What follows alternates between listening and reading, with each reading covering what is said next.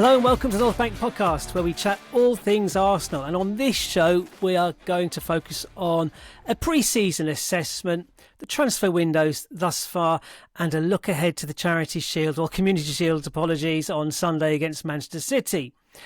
Joining me today is Stef. Hello, Stef. Hello, how are you? I'm very cool and, relaxed and thing. And the weather in Mayo is lovely. 22 degrees and drizzly. Well, it's 33 degrees and humid where I am in Norfolk. I think I am, you know how humans are normally 70% water? I must be 99 now. It's just ridiculous. Oh dear. And us three are only two. Chris is holidaying in Cyprus, having a little bit of internet issues, but hopefully he'll be rejoining us for the next podcast. But he's sent his thoughts in to Steph. Steph's going to read them out later. Right, okay, so 3 sections in today's podcast. I've got 3 questions in relation to each of those questions. No, I don't. I have 1 question in relation to each of those questions. Anyway, question number 1. What has been the highlight or have been the highlights of pre-season so far? And I'm not including the City game in pre-season, obviously. We've had 4 games, and I realise, Steph, that you haven't seen much of them. No, just a few clips here and there. Obviously read about them and read around them, but I just haven't had time to watch them. Yeah, okay. I've watched the Como and the Dortmund games in their full, in their entirety. Okay, so question 1 is what is the highlight or have been the highlights? Question 2, if no further business in or out, how would you feel in terms of transfers? And question 3, who will start in Cardiff on Sunday in the Community Shield? Our starting 11. So the first section that we're going to look at today is a pre-season assessment, an assessment of the 4 games we've played in pre-season. Now, interestingly, I went back 12 months.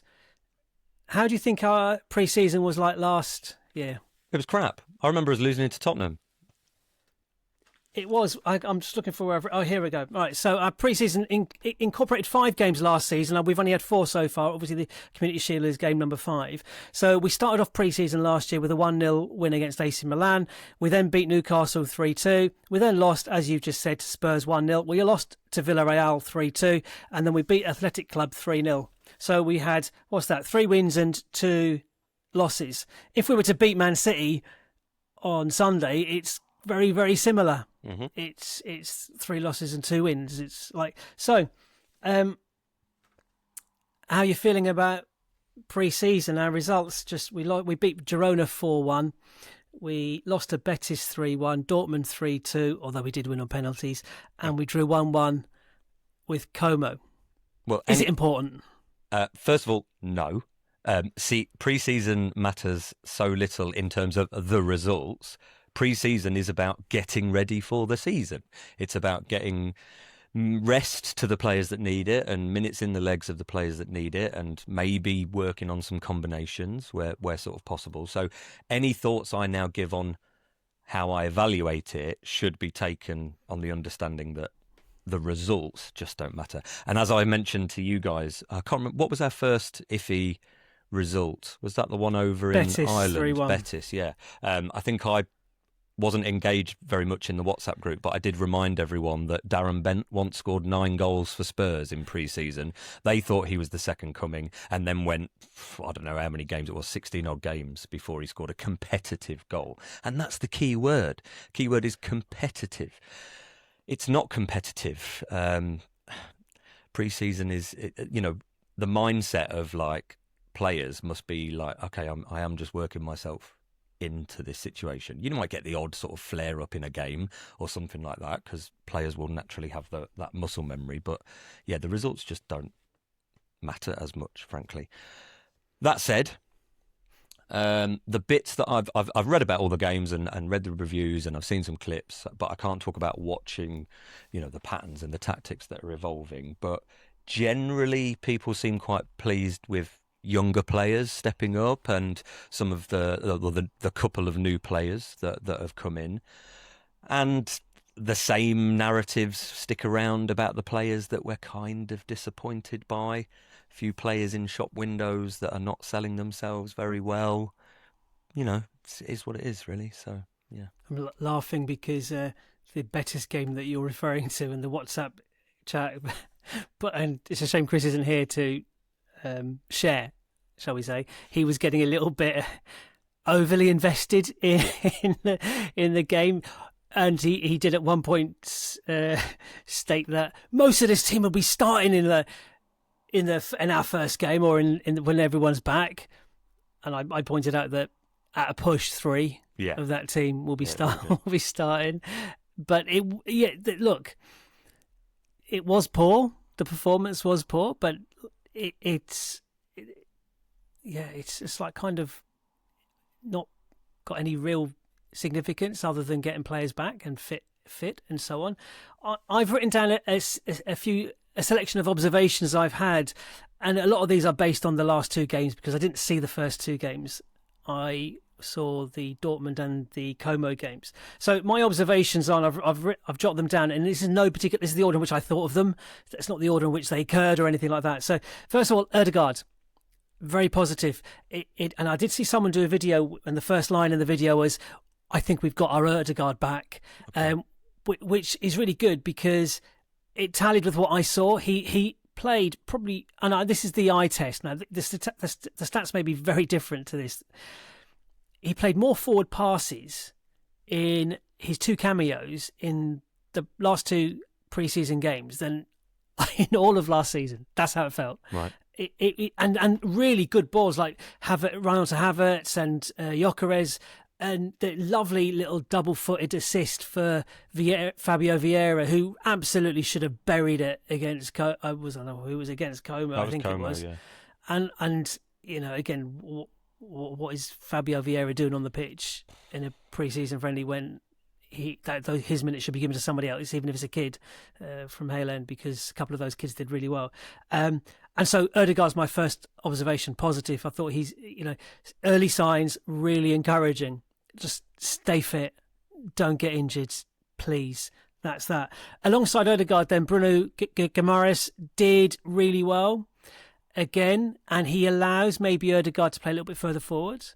Miles Lewis-Skelly was on the pitch as well, but Bruno, again, you can't really tell much. I did feel, as he was stepping up to take his penalty in the penalty shootout, I did feel quite nervous. I thought it was a really important penalty for him personally. Just get off, that psychologically, get off to a good start. A good start. Go back to our chat with David Seaman when he said that world-class player he may be, but he will be wanting to prove himself on the training ground and in the first match situations that he finds himself in. So converting one of your penalties is important. Thanks, Madueke. Another observation, I thought our other new signing, Tzolis, was excellent. I think he's been really good. He had he didn't start the 4 games he started. Sorry, the 3 games he started. He had a goal involvement in each of those 3 games. He seems to have end product. People can't make their minds up whether he reminds them of Trossard or Alexis Sanchez. I've heard a few times.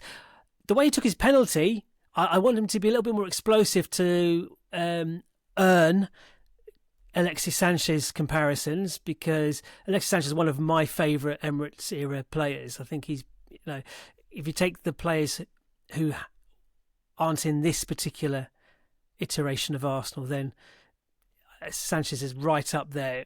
Probably the player who got me, out of my seat more than any other player, I would imagine, in that era. So Tzolis has been really good. It's nice to have a left winger who plays with his head up. No dig at anybody else. He does cut inside. His profile is very much a Trossard profile in that sense, is that he's not an out-and-out winger. He hasn't got electrifying pace to go down to the touchline, although he does take his man on. And his dead ball, wow, yes. That's really impressive. Great. He's not had a dud one. Yeah, well, absolutely, Rice. Which is really important. I mean, we should have scored. Gabriel had 2 gilt-edged chances that he should have scored from a Tzolis thing. And I think Marley Salmon he just lifted it over the bar when it looked easier to score. So Tzolis really a real positive. I've mentioned Marley Salmon there. Might as well give him his credit now.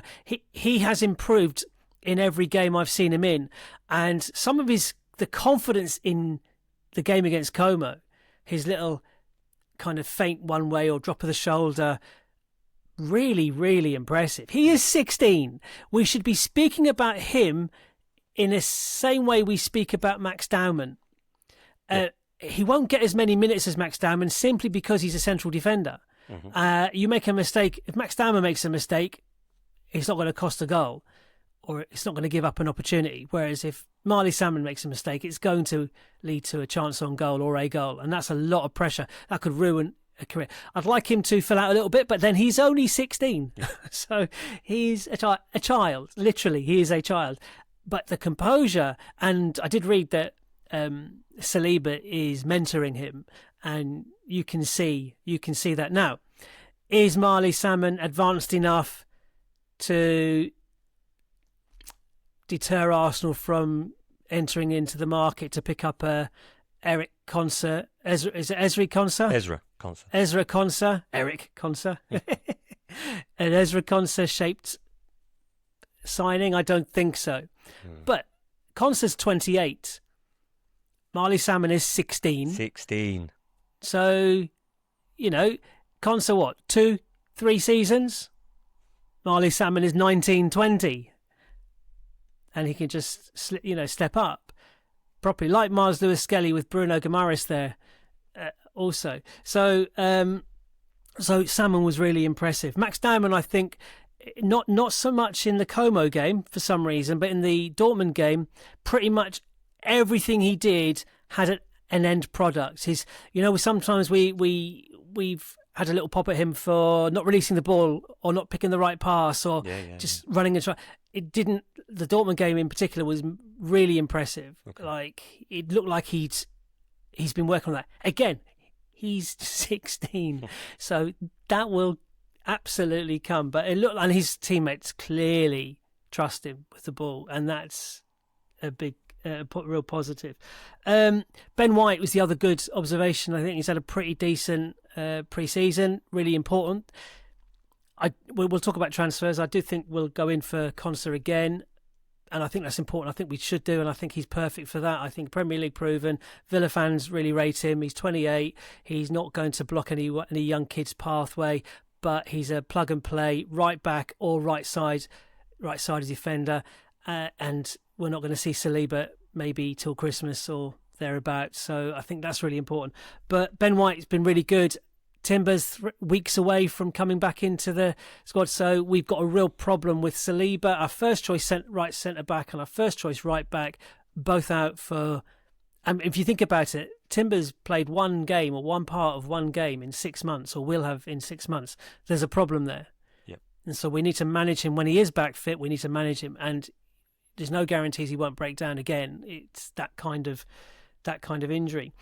And then my other observations were, you've kind of hinted at it already. Vieira, Jesus, like, pointless involvement. Nelson as well. Yeah. Like, there's rumours of West Ham for Reece Nelson. He wants to stay around. Jesus is... Napoli are talking to Arsenal. Arsenal want 20 million. Jesus and Napoli sounds like a perfect fit, a perfect match. That'd be great. And Jesus will leave with our, thanks and praise and credit. I think he's been brilliant for us, and we would not be where we are without his involvement. And he earned his Premier League winners medal in what came before last season, as opposed to last season itself. Sure. Vieira where was he on loan? Germany. Hamburg. What was his name? Hamburg. So, like, come on, just pay the money and off he goes. Apparently he did a really good season there and they really want him. So that's an odd one. And I think we talked about it previously. Let's not create such a comfortable environment for some of these players. Motivate them to go.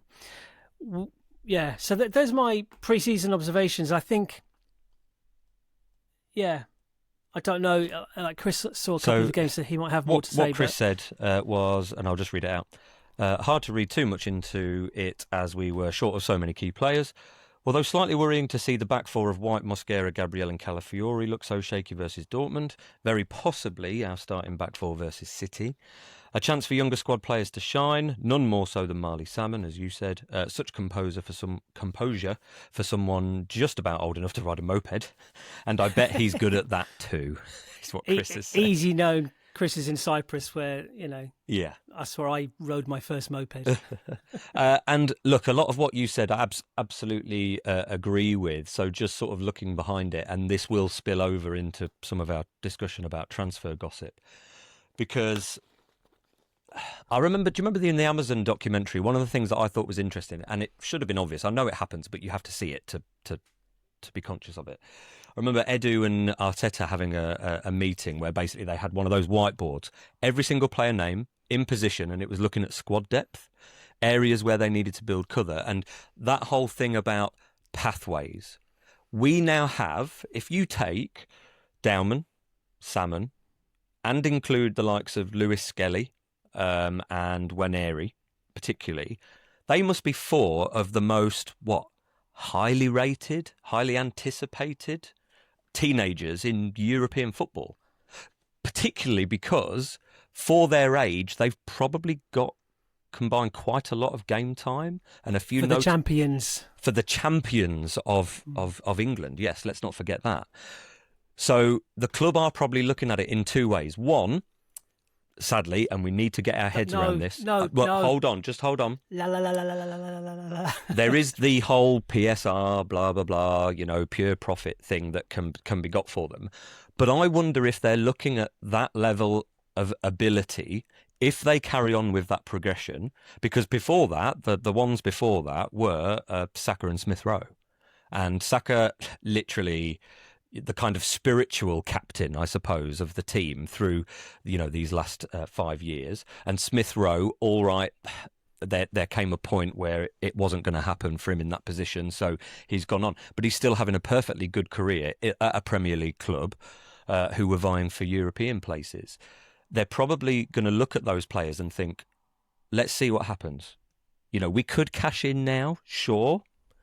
But actually, those players could save us a hell of a lot of money down the road, buying the level of talent you need to compete at the very top. So what we need is someone like a Konza, even Guimaraes to a certain extent. Absolutely. For the Salmon and Lewis Skelly positions, where they can share that burden a little bit, still have a win now approach, but give them 2-3 years in order for them to then really kind of step up. And if it doesn't happen, well, then you revisit it. And I know that would then create a problem because you would lose value in the player and this, that and the other. But I think, that idea of the pathway is quite important, because I'm not blown away by the Konza links, but... Makes sense. Exactly. With Saliba's injury, with Salmon's inexperience at that level, it totally makes sense. That will be an interesting one should it come off. And if you talk about Lewis Skelly and you think, right, Bruno's arrival kind of impacts Lewis Skelly and Zubimendi more than any other players, which of Lewis Skelly and Zubimendi are more likely to be here in 2 years' time? Yeah, we've spoken of it. We can all kind of see Zubimendi not being here for a long time. So that I can see him. I can still see him leave now. Yes, possibly. I could see him. There's rumours of him and Chelsea, by the way. If Enzo goes to City, but I can't see Zubimendi doing that himself. I think he wants to go back to Spain, which is fair enough. The issue then becomes obviously in terms of money, and this is my argument. Is there's been lots of reports about how much turnover we made last year by making the Champions League final, by winning the league, all these commercial partnerships that we've been drawing on. Arsenal are very good at selling themselves, globally in terms, we laugh at merchandise FC and all that kind of stuff, but that's what's helped grow the club in terms of a monetary point of view. So I still feel like there's not a huge need for us to sell and cash in on a very highly valued sort of young player. However, And it would have been interesting if more had come of the Vinicius Junior deal, because when you're talking about those top class superstars, you're talking about silly transfer fees, you're talking about massive wages, you're talking about agents' fees.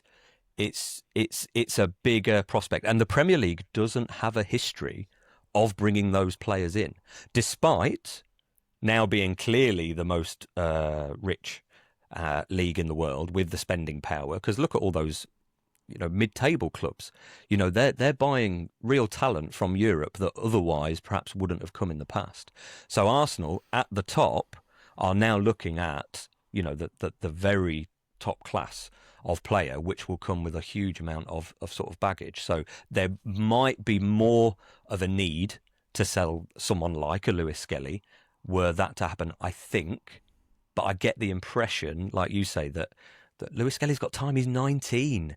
And, any talk of yes, he's had inconsistencies, but what 19-year-old footballer hasn't? And, he's shown himself very valuable in 2 very long spells at the end of last season, but also in the latter half of the season before as well, which included wins over Real Madrid and, big games that he was trusted in. He was started in a Champions League final ahead of Zubimendi, who we'd bought at the start of the year. Now, it might be that because Zubimendi was a bit jaded by that time and had a lot of minutes in his leg, but Lewis Skelly was good. So in his favoured position. Position. He was inconsistent in his less favoured position at left back. His favoured position is in midfield. I mean, Arsenal have denied any offering of Lewis Skelly to Chelsea and Manchester United. Right. So the thing I saw before I looked at any highlights was Arteta talking about Lewis Skelly after the game, because he certainly didn't put those fires out, did he? Interesting. No, he didn't. Worryingly, just to go back to Vinicius Junior, I find it annoying when I hear people say, "Oh, well, Arsenal still have the Vinicius Junior money to spend." Well, no, they don't, because we were prepared to spend that money, whatever that money was, on Vinicius Junior because of his profile as well as his ability on the pitch. He had, was it 2-3 times the number of social media followers that the Arsenal Football Club have. He would have paid his transfer fee back in a few weeks. Yeah, the globally would have been on shirt sales. So there is not another player that and that's even Kvaratskhelia. There's no other player we could have got for whom that would have been the case. There isn't. I mean, Mbappe, sure, but he's not for sale. He wouldn't come. So that's why Arsenal were prepared to go all out for Vinicius Junior, because of his what's the word? Commerciality. Commercial. That's the word. His commercial appeal, as well as his on the pitch. He would have raised the level of on the pitch, but he would have raised the commercial arm also. Yeah. So we haven't got the Vinicius money to just pivot to somebody else. We still have money, sure. And I asked the question: if there are no further ins or outs, how do you feel? I'm disappointed. How are you feeling? I think I would be disappointed, although I think the Bruno Guimaraes sale makes brilliant sense in the moment, especially with Rice's conditions and just the fact that he should be hungry for it and is operating at a good level. Tzolis is the one that surprised me, and I think it's interesting. I can't credit who said it, but someone said online that actually, when you think about it, Arsenal's scouting hasn't been amazing. There hasn't been a litany of players. Now, youth development, we talked about Salmon, Dowman, Waneri, Lewis Skelly, brilliant, okay? Youth development, brilliant, because it's very rare that teams have good young players come through that then trouble the first team. Well, we're doing that. That's brilliant. But in terms of what other canny clubs do, in buying someone that's a little bit more under the radar, who turn out to be very good because they complement your system or they just step up. And someone pointed out that the last one that we probably had that with was Martinelli. We bought this £7 million, fairly highly talked about kind of wonder kid. Liverpool famously wanted him. Klopp spoke very high. United as well, yeah. And so we got him, and he's contributed, very well to the team, and we all love him. We also know that there is a bit of a plateau going on there. Good numbers in the Champions League, but pretty woeful numbers in the league. And we wonder. Although Lewis Ambrose writes a good piece on Martinelli. Yeah, his latest Substack. In defence of Martinelli, and that you've got to look at the quality of the minutes he's getting in the Premier League. Sure. Yeah. Sorry, I'll just throw that in. Well, yeah, because to sum up Lewis Ambrose's point, Martinelli's being used mainly against top sides in the league and for short bursts. And so, the impact that you can have is maybe minimised by that a little bit because you're playing higher calibre competitors and you don't have the time to sort of show yourself. However, we've all thought for a couple of seasons now that an upgrade can be done. And with Trossard gone, who was probably on from fairly decent wages, we know Martinelli is. I didn't realise he was so close to the end of his contract. Because the worry is, obviously, he's got 1 year left. Yes, it can be freely extended to 2, but ultimately then you're going to lose him for nothing. So it really is a kind of sell now or stick with. Well, Galatasaray have offered 38.4 million. They're making him their number one priority because they were going for Rafael Leao, and that's fallen through. So they've come in for Martinelli. What I've read is that Martinelli would rather go to a top European league, not the Turkish league. I've also read that Berta has a good relationship with a lot of Turkish sporting directors. Trossard has already gone to Turkey. There's a bit of money sloshing around there. Salah's gone to Turkey. That he won't be on small wages. But yeah, Martinelli, so 38, so 45 million euros is the offer. Arsenal apparently, I read this morning, haven't responded to that offer yet, which is a worry because 45 million is a low ball offer when Savinho's going for 70 million and Reinders is just going from City. I know he's going to Saudi. Saudi. And this is the thing. I think it is about context. Clearly, the club just don't have any links with Saudi to make any deals happen there because none are happening. And who was the one you mentioned?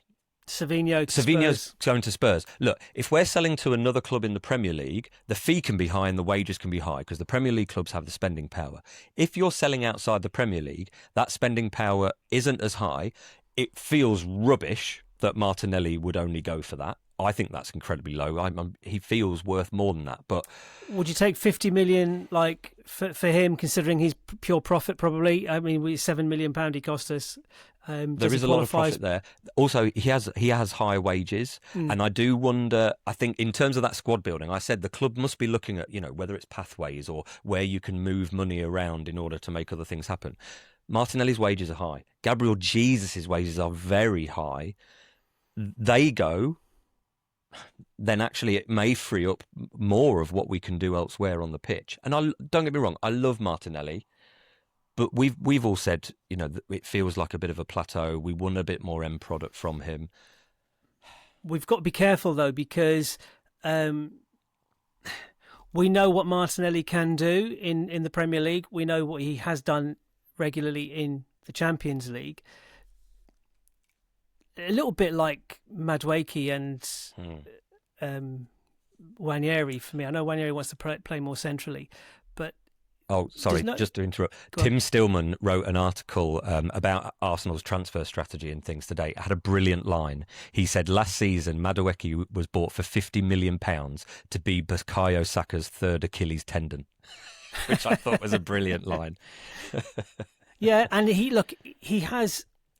part of the squad that won the Premier League. So any conversation about a player from last season, like Gyökeres and so on, has to be kind of prefaced with that fact. That we won the league, yeah. We won the league. So the standards are that high. So I think we've got to be very careful about selling Martinelli, certainly about selling him before we get somebody in. But we need to be very careful about who that somebody is. Yeah. If you're telling me that we can do a straight swap, not swap like club to club, but a straight swap or a swap for Martinelli, say for Alvarez, then I can get on board with that. I think Alvarez is not an out and out left winger, but he can play across the front three, and he will add a lot more to our game as well. And we have got Eze, who can play on the left, and Tzolis can play on the left, and Madueke at push can play on the left, even though the pitch is just as long on that side as it is on his side. But so I just think, Martinelli, it's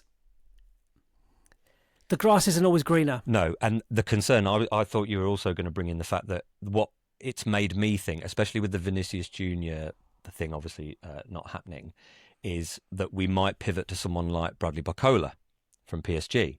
Now, my concern there is that's going to be incredibly high fee. Chances are he's probably going to command as high wages as Martinelli, but he's unproven in the Premier League. So we don't really know what we're going to be getting. He doesn't move the dial enough from my perception and my prediction of what he might do in the Premier League compared to what, say, Vinicius Junior would have done, or Julian Alvarez might do elsewhere in the front line. Yeah. That would be the concern. What Barcola has, for me, is the better profile. He's the out and out winger. He will occupy defensive strategy more than allowing room for Saka and Odegaard. Maybe he will cause. At the moment, if you're the opposition tacticos setting up against us at the start of this season, what's different to last season? Nothing. Tzolis and Guimaraes. Well, but yeah, so very little. Bruno, maybe. You still got to contend with, maybe not even Saka, but you've got to contend with Odegaard, you've got to contend with Gyökeres or Havertz, and Tzolis, who's got a similar profile to Trossard. There isn't that dynamic that's what the dynamic that we've been missing. Yeah, isn't there yet? The variety. Yeah. Okay.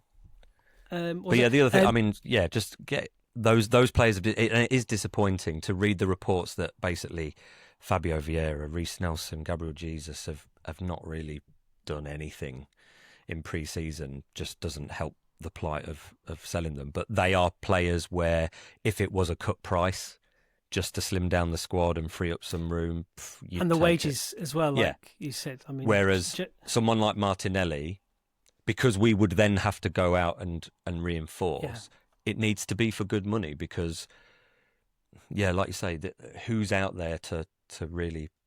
Barcola will change the dynamic, yes, but whether that delivers is a bit of an unknown. Well, Yildiz at Juve is another name that's touted about. I think you put him as your preferred option like months ago. Yeah, I thought, but then not long after, Juve are very... stern on the fact that they're not selling him, but everyone has a price, but it will be a high one. They're not in the Champions League either, or Europe at all, are they? Did they not make Europa? Anyway. They might have done. They're not in the Champions League. Not in the Champions League, anyway. So that's a selling point. Just on something you said, the scout that found Tzolis is the same guy that found Kvaratskhelia, isn't he? Is he? Yeah, I mean, surely it's just a numbers thing. They've looked at him. All right, it's in the Belgian league, but he's a player who's producing numbers, and it struck me, the bits I saw. I saw a half of the it would have been the Betis game, the one in Ireland, and the bits that I've read from you and Chris and online reports. He strikes me as someone who's going to be that more Saka-like efficient player. He's not necessarily going to light up a game for 90 minutes, but he might come away with an assist, a goal. It's weird. And yet, and this is from a player who I know from when he had 3 years at Norwich and basically did nothing. But players maybe take time to develop. Maybe he's just had to grow in confidence or intelligence in footballing terms and all those sorts of things. And now he's just kind of hit upon it. He's got a point to prove. Got a point to prove. It's a step up, isn't it? Yeah. And he seems up for it. He seems like it doesn't seem out of place on the pitch with us. No. So far as well. So the only players that have gone then are Trossard and Norgard. We've got Tzolis and Bruno G in. So that's two very kind of positionally like for like transfers. I think they both strengthen us. Bruno in particular. I mean, Trossard was excellent last season. Just linked on, with. I was just going to say what Chris has said before we move too far away from Martinelli. He says, obviously Martinelli are catching headlines with Galatasaray offering around 40 million. I'm not as bothered by the amount we get for him as what we do if he's sold. Does that make our need to find a left-sided attacker quite critical? If so, who? We're hardly in a good bargaining position if we sell him and have 2.5 weeks to find a replacement. At this stage, I fancy he'll stay and we will keep our powder dry till January, bringing in a right centre-back instead. I mean, look, I think we need a right centre-back as well.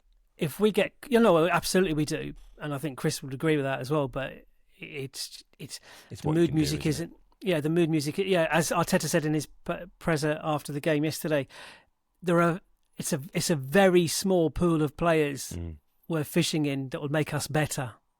Because I know a lot of people have said that whole thing about keeping our powder dry till January, and the first name that then's mentioned is Krupi.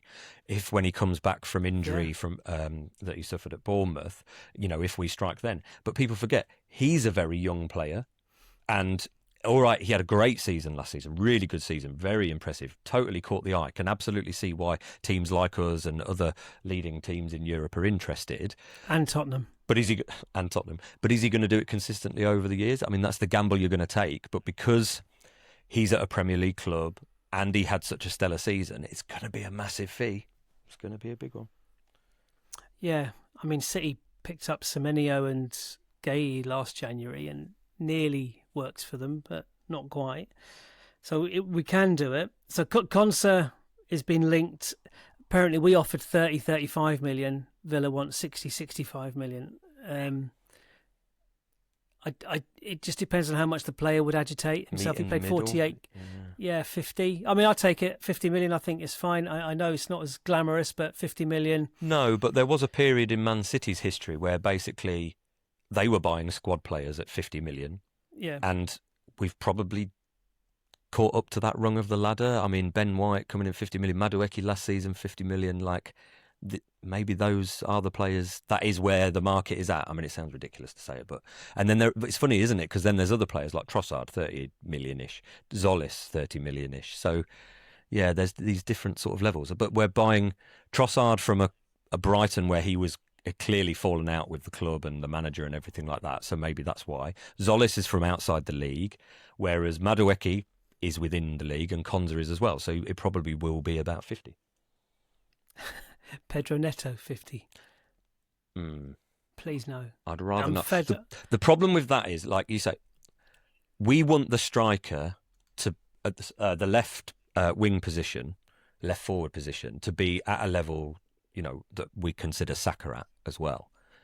And for me, buying someone who we had linked, we had Neto linked. There was someone else that came up recently as well. I can't remember who it is. And I just think those are stopgaps. They're not going to be blocking anyone's pathway, like a young player who's developing. You could be argued Waneri, but I don't think his long term is on the wing, so that's not a problem. And nor's Dowman's. And so someone like Neto would be underwhelming. But it would be very Arsenal to buy from Chelsea. Rarely a transfer window goes by. It's a hard no from me. I agree. Just looking at our main rivals, so the other big six, and Tottenham. City, I thought, had done more business than they have done. They've only bought Anderson and the Leicester City player Monga. They've got rid of Trafford, Reinders today, Aki, Stones, Silva, and Rodri is probably, to all intents and purposes, on his way to Barcelona. Yeah. I think they rejected a £55 million bid offer for him. He's got 1 year left on his contract, but City don't need the money, so they can. There looks like they're going to buy Buardi and maybe loan him back for a year. I don't know. The other rumour is Enzo Fernandez. What's his name? Enzo Fernandez. Chelsea want 120 million and have said it's got to be done by Friday. 5 p.m. Friday. Why? Well, I get that because they only gives them a week to find a replacement. And I get that. Rather, can you imagine this going on till... Is it a week? It's 2 weeks. Oh, sorry, 2 weeks. Yeah, 2 weeks. I'm thinking of the start of the season. Yeah, and the way our fixtures are this, we go to Villa on transfer deadline day, isn't it? It must be. I think it's the 31st of August. So Correct. we're playing on the 21st of August, and then not again for 10 days. So we've got a nice break between our first two games, which is good. We will do a season preview in our next podcast, which is really funny because I rewatched our season preview like this time last year, and it was so weird watching. It was like an out of body experience watching three blokes talk about what might happen, knowing what did. And I must admit, and I'm going to revisit this, you two, yeah, I know what you're going to say. Absolutely rubbish. Me, yeah. I said, look, I was asking you two the question: is a trophyless season a failure? And you two were like, no, it's not. It's competing. All that nonsense. In one line, I said yes. It is. It was. I would have considered it a failure. Anyway, we shall revisit that. So City. Yeah. So I'm not sure where that leaves City. I will ask you guys next week to predict your top six for next season. Liverpool have signed Jake. He's the centre back. I think they'd agreed that deal in January. And Munoz. Don't know much about him. Now the Barcola links have gone quiet. Do you know why? No. There's talk of them signing Araujo. Oh, no, they've got him. That's right, from Barcelona. But that means when you look at because you have squad quotas and things, they can't register another over 21-year-old foreign player. There wouldn't be room in the Premier League squad. So if he comes in, they've got to basically ship one out. So that's just for Barcola. They could look at alternatives. You know, they could bring in an English player. They could get in an under-21. Sell someone. But if it's Barcola, then they've got to get rid of someone who fits that same profile, over 21, and because even selling Curtis Jones wouldn't. It wouldn't free up that type of space. No, that's negligent on their part in terms of squad. Well, this is why I think there's a lot of disquiet amongst the fan base because, you know, especially the investment that they've made over the last couple of years, it's very imbalanced. You know, a lot of attacking talent that's been piled in. They've failed to really reinforce the defence to something that feels stable. The midfield. Yeah. Well, Konate's gone, Robertson's gone, and Van Dijk is another year older, obviously.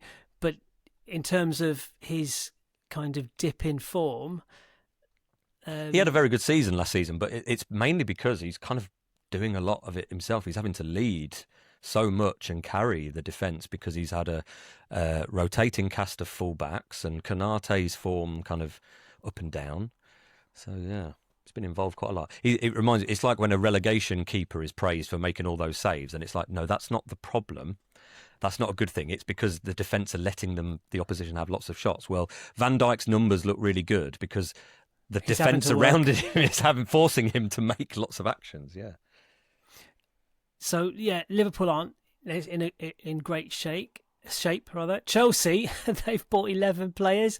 I could not be bothered writing them down. The highlights or the headlines: Rodgers, Lacroix, Palestra, Welbeck and Henderson. They've sold Cucurella to Real Madrid, Santos to United, and Enzo Fernandez could be on his way. He definitely wants to go, but I thought he wanted to go to Real Madrid, but evidently not. Man City will do. But he's got the connection with the City manager now, hasn't he, as well? So United, interesting one. They've not sold anyone. They've bought Santos and Tielemans, so their midfield is better. Yeah. Their three strikers last season, Sesko, Mbuemo and Cunha, all with their first United season under their belts, could kick on. I just think that in terms of, you talked about squad depth, United's squad depth isn't fantastic. I still think they've got a couple of issues, but we'll, again, they're linked with midfield. There's Lewis Skelly they'd love. Although I heard that their interest is more as Lewis Skelly as a left back. As a left back, yeah. But he wouldn't want to do that, surely. No, not at all. And it's because they want Lewis Hall, but Newcastle have said, basically pulled up the drawbridge. We can't let anyone else go. Because nobody wants to join us either. So we're going to have enough players. Spurs. Who've they sold? Romero's off on a plane to Atletico Madrid today. Thank the Lord, because that rumour was funny about his links with Arsenal, so long as it was never going to materialise. They bought Tonali, Fernandes from West Ham, Van Heck, Senesi, good free transfer signing from Bournemouth, and Andy Robertson, good for the we always credit Zinchenko and Jesus for transforming the dressing room, the mentality, and I think Robertson is a winner, and I think he will really help. He might not enhance the first 11, but certainly does boost the change, bringing with that winning mentality into the changing room. Yeah, it's annoying, isn't it? I look at those transfers and think, those are good signings for Spurs. They've probably overpaid, on a few of those, but because of their situation, they've kind of had to. But yeah, they kind of make sense. Yeah, so just looking at it, there's no real star signing there at all. Rodgers going for the money he did to Chelsea, Anderson going for the money he did to City. That's about it. Right, so my thing overplaying. And the reason I don't get involved in as much transfer talk as possible, only on here, is because there is this change in mentality where it's like people are competing as the transfer league, like winning the transfer market is a thing. And it's like, no. And it points to those players. I think Tonali and Rodgers, those are star transfer fees, not star transfer players. Do you know what I mean? Yeah, like it's become Anderson this well. game of Monopoly. It's so weird. And kind of slightly linked to that, it's like people are very invested on form in pre-season, despite them not being competitive. There's certain little trenches in the social media world, especially, where people want to use that as a stick to beat opposition with. And it's like, no, it doesn't quite matter. And the thing is, like, it's all well and good, like, spending lots of money, but if it's at the cost of further down the line financial breaches and points being docked and things like that, that's not good. Like, it is weird. I can see. Unless you're Chelsea and you get away with it every season. Well, this is the problem. If I'm Forest, Everton, who were the other ones who had docked points? I can't remember who it was now. You'd be fuming at the way. And the thing about the Chelsea one, what was it? Yes, there was illegal payments to agents for Hazard, but it didn't give Chelsea a competitive edge on the pitch. I'm sorry. What? Are you actually joking? That is unbelievable. Chelsea, I haven't looked into it and I don't care to either, but Chelsea's sheer number of players, they must be in a situation where they have to sell just for not obviously for PSR or SCR, whatever it's called now, but just like squad numbers. The last one I read was 44 first team players. However, because they've skewed it and bought so young, so many of them come under the under 21 limit. So essentially, they can just be there. But like you say, in terms of squad harmony and just general vibe, it cannot be a good thing. Mudryk talked about when he first signed, changing in corridors and things like that because there just isn't room for all of them. Like, that's not good. No, at all. It can't be. I mean, and it shows on the pitch. When we do our season preview next up, and we'll pick our kind of final resting positions for the top six, Chelsea are a bit of a concern to me. I'm hoping for Basket Case Club. I'm fearing Conte. Chelsea, what he did when Chelsea weren't in Europe. So I'm a little bit. We'll see. Okay. Just while you mentioned Chelsea, again, saw this online. Having now flown back from their abroad pre-season tour, that is the last time that Chelsea, as a football club, need to get on a plane until next season, because they're out of Europe. Oh, basically. So they've only got domestic fixtures. It's just a little reminder that they're not in Europe. That's all. Yeah, which again I fear. I'd rather they were in Europe. If they can work it to their advantage, all those players to choose on. But fewer games for those players to be kept happening. Yeah. More angst, Mm-hmm. for sure. Okay, Sunday, 3 p.m. kickoff, I think it is, in Cardiff, where it's like a home game for Arsenal because we've got like 2/3 of the stadium will be red and the rest Man City. Do you want to read through Chris's? Yeah, Chris's comments on the game. He says, City, not sure how well their pre-season is going, but you can be sure they'll be up for it. Can't see Rice or Saka being involved in this one, possibly late subs. I am firmly in the camp of, if we win, it's an early trophy, one up on City and a great way to start the season, but if we lose, it didn't matter, and Coventry is the real season opener. And I kind of couldn't agree more with that. It's one of those things, though, because the last Community Shield I went to, which was 1-1, we won on penalties. Fabio Vieira scored the winning penalty. It did feel like psychologically, because we were the underdog trying to get one over on City, it felt perhaps more meaningful to us at the time because of where we are. Now that we have won the league, yeah, I don't know. I think it will mean slightly more to City just to remind us of, our place and all those sorts of things that you can buy yourself into. It's not a Pep City, so that's the interesting bit. That context isn't there. Also, we are going as champions, not as FA Cup winners, which is tasty. And I'm going to say this now. I'm going to say this now. Go on. I don't care about the Community Shield at all. I don't really either. In fact, it might serve us better to lose. Just make you lock in. Yeah, like last season's opening 6 fixtures did. That this, we need something. I'm not saying we do, but we might need something to focus the minds, perhaps. What's Chris done for the starting 11? He's done a starting 11, and to be honest, I'm going to kind of agree because you can overthink this, especially with it being pre-season. We don't know what the state of everyone is, so I'm just going to agree with Chris's team. Raya in goal, back four of White, Mosquera, Gabriel, Hincapié. Midfield 3 of Odegaard, Bruno and BlueSky. And then a front 3 of Dowman, Gyökeres, Martinelli.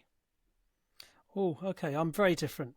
What is that? What you've got? You're going with that? I'm just going to go with that because the only thing I would think of would be I don't like Havertz in midfield. I don't think it works as well. Him and Victor are the strikers for me, and I do wonder if he'll play Havertz maybe instead of Victor. But I'll go with that team as well. So I have overthought it in defence. Okay. I've got Calafiori at left back. I've got Hincapié playing alongside Gabriel as the 2 centre backs. So who's going to be the right-sided one? So Hincapié will go on the right, just because he's more versatile. And again, no, hold on. You've got Calafiori as left back. I've got and Hincapié. So White, Hincapié, Gabriel, and Calafiori. Oh right, okay. Oh right, okay. He started one of the pre-season games with Hincapié at centre back, but Gabriel, he might have been left centre back. But yeah, he was because that was when Gabriel was coming back. So I mean, he'll probably play Mosquera, and then it can be pick either one of Hincapié or Calafiori for left back. Think about the psychology. Imagine what it would do, knowing that Saliba is out till Christmas. If he starts Mosquera and Gabriel, and Haaland has a bloody field day. Oh, I dread it. But if Mosquera has a good game and they keep him fairly quiet, well then it works the other way. Yeah. Yeah. Let's try and be positive. I've only got one of I've got the same midfield 3: Bruno, BlueSky, and Odegaard. Yep. And I've got Dowman, I've got Havertz as a striker, and I've got Tzolis on the left.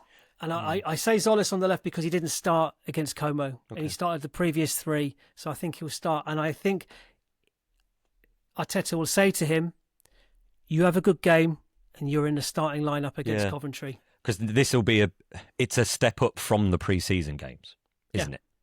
This is, It's slightly more meaningful than the others. This will have a bit of needle as well. And a bit of needle. We're 2 teams. We don't really like each other that much. No. So, yeah, this will be a chance for Tzolis to kind of prove a little bit more of where he's at. And then, starting berth could be his. Because we know Martinelli can be a good impact from the bench as well going forward. So, yeah. Okay. Who's your... My only issue with that is that both Bruno and Odegaard, well, actually BlueSky as well, are quite vertical in their passing. They're quite creative in that sense. And Tzolis is the only real runner there, with Havertz maybe dropping a bit deeper. Anyway, Chris's score prediction? He's gone City win 2-0. Your score prediction? Yeah, I don't know. 1-1. And I think... on penalties? Well, this is the thing, right? If Madueke and Eze are on the pitch and going to take penalties, I'm going to say City will win. If they're not, and none of these stuttered run-ups occur, then we'll have them. Tzolis' penalty, by the way. Did you emphatic. Hello. Yeah. City win on penalties. I've gone for a 2-1 loss. Okay. But that's a more that I think that might serve us better long term. Interesting. But, just the psychology of it. Yeah. The team I've selected, listen to who's not in that team. I just did a little exercise. So Timber and Saliba are injured. Yep, They're so the they only won't be two in that the are squad out. anyway, yeah. Okay. So, Kepa.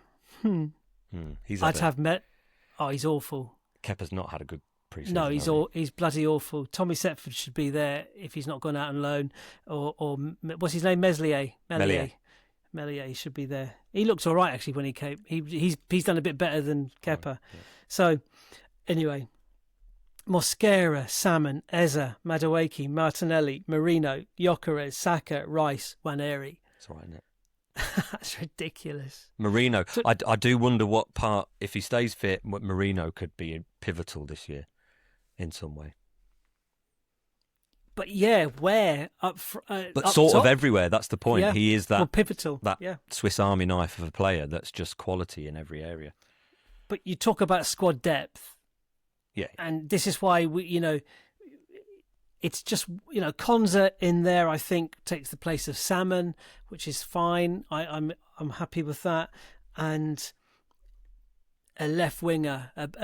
Look, if it is Bradley Barcola, I'll get on board with that. I think the numbers, like you, will be a bit of a risk, a bit of a gamble. But it sort of proves the point that, like Arteta said, it's such a small pool of players. Because we built the squad depth, that's what last summer was about.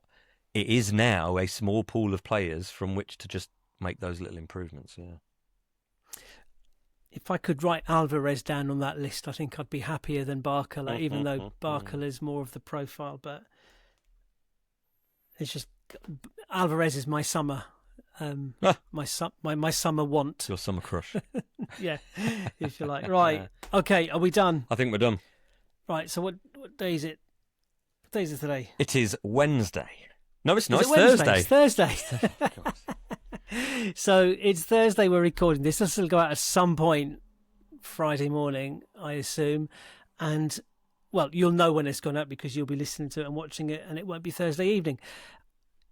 Charity Shield, Community Shield, I keep calling it Charity Shield. Community Shield on Sunday. We'll be back either Sunday evening or Monday at some point to have a little look back on the City game, but to do a proper full-on season preview. Yep. And then we'll do a quick Coventry preview on Wednesday ahead of the game on Friday. And we will be doing a lot of lives, but they won't start till we're back in our homes where we can rely on the internet connection. So we're going to delay the lives for a week or two, but they will be kicking off, and we'll be doing one or two a week. I might even convince the boys to do a watch along. And in the meantime, if people want to get involved in our chat over on Patreon, you can join up for free, and there's just a nice lovely chat going on. Lots of people worrying about MLS being sold at the moment. That seems to be occupying a lot of the chat. Or you can follow us on any of the socials at North Bank Pod, Instagram, Facebook, BlueSky mostly. I sort of post on quite a lot, and Threads. Yep, all good. And go back and watch, if you haven't done, the David Seaman chat. We interviewed David Seaman, who was the loveliest man in the world. Yeah, meet your heroes. If they're like David Seaman, meet your heroes. What a guy. Yeah, legend. Right, okay, fantastic. Thanks for the chat. Thanks for listening. Thanks for watching, everybody. Enjoy the next few days. Keep cool. See you next time. Bye. Bye. The North Bank. an Arsenal podcast. Subscribe, rate and review on your app and find us on your socials at North Bank Pod. Email hello@thenorthbankafc.com and check out our website, thenorthbankafc.com. Produced by the Podcast Company.